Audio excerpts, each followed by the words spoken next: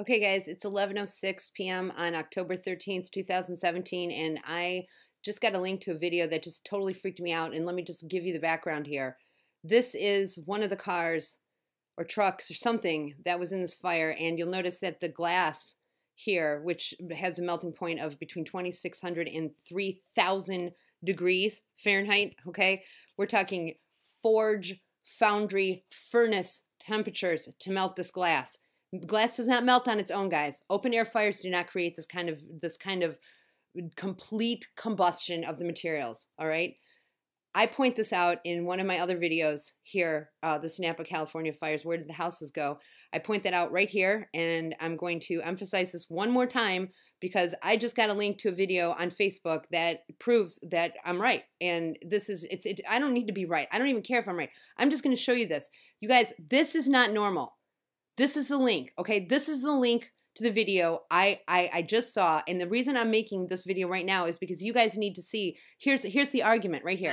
The metal bent. It's like, I don't know. It's such a complete and perfect burn. There has to be something that bypassed the obligation to have an enclosed space with constant feed of oxygen, because those are the laws of physics.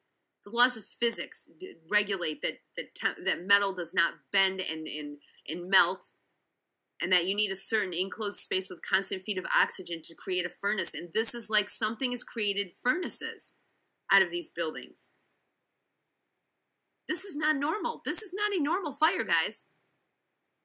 And I point that out because I was looking at the devastation here, where I go through and I show you guys that in an open air fire, you have peak temperatures and then they drop.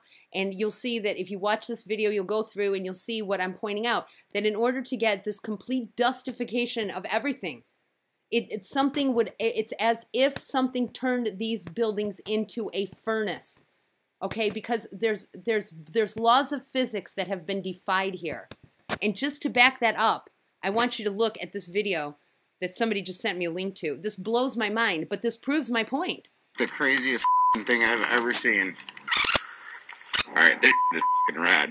There's a fire in Shelville, and it's going straight up the middle of a tree.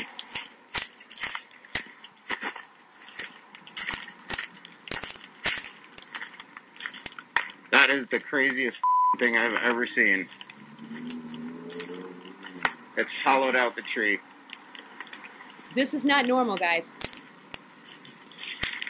This is not normal. Now, I will explain one thing to you about how microwaves work, and this is critical. The reason you cannot X-ray a tree, and I don't have any of the stuff pulled up to show you this, but the reason you can't X-ray a tree is because trees have a dual density bilayer, which is just a simple way, a complicated way of saying that the bark and the heartwood of the tree are two different densities, and the cylindrical shape makes it so that when the microwave energy or any X-ray or any electromagnetic frequencies, this is why you can't pick up anything on radar in a wooded area, okay? Because here's what happens: there's a unique dual density bilayer of cylindrical shape of the tree, so that when the electromagnetic energy goes into the tree, it ricochets instead of going straight through. It ricochets, and then the energy ricochets on the interior of the heartwood. And what happens is that heats up the interior, especially with microwaves. This is why, like, if you look around your cell phone towers and you see that there's a lot of branches or a lot of trees that have like a saggy bark. I call it like a saggy, like a sock effect. Their bark is kind of like shrunken. A lot of the trees, you'll see the bark is just kind of shedding off the trees. That's what happened when we went from 3G to 4G.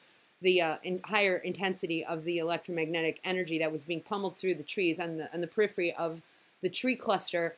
What it did was it accelerates the dehydration in the tree, because the microwave frequency enters into that tree and ricochets instead of going through. That's why you can't take an X-ray of a tree, because the X-rays don't go through the tree. They ricochet on the interior of the tree, which is why this is so significant. The way these fires burned, it's through some sort of an electromagnetic energy that they're pumping through. That's why this tree did not combust on the outside, because something that's just how trees work. You can't get electromagnetic energy to go pass through a tree. So that would make 100%. That would make 100% explanation for why this tree is burning on the inside. Something with a great electromagnetic force. I don't know what frequency they'd have to use. I don't know everything about this, but I do know that there's a dual density bilayer, and the cylindrical shape makes electromagnetic energy ricochet on the inside of the tree, on the bark, and it dehydrates the heartwood. And now this is just like a complete over the top example, because obviously the tree is burning.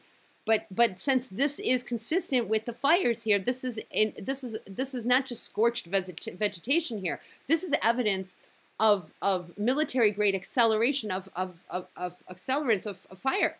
Okay, this is like napalm in the year 2017. Okay, and don't think that our government doesn't use stuff like napalm and white phosphorus. We do.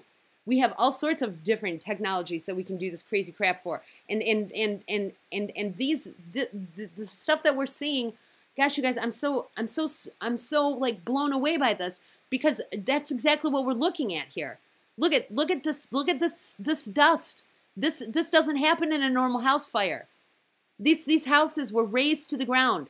I was listening to some video today where one of the recovery dudes was talking about how some of the properties are no more than 2 inches deep. And they have to bring in cadaver dogs to go through 2-inch deep, because that's all that's left. Come on, you guys. You got to wake up. This is something your fellow Americans, your neighbors, you yourself need to wake up, because this could be your house next. Whatever they're doing here is on purpose. It's not because down power lines started fires. You guys, this is not normal. This is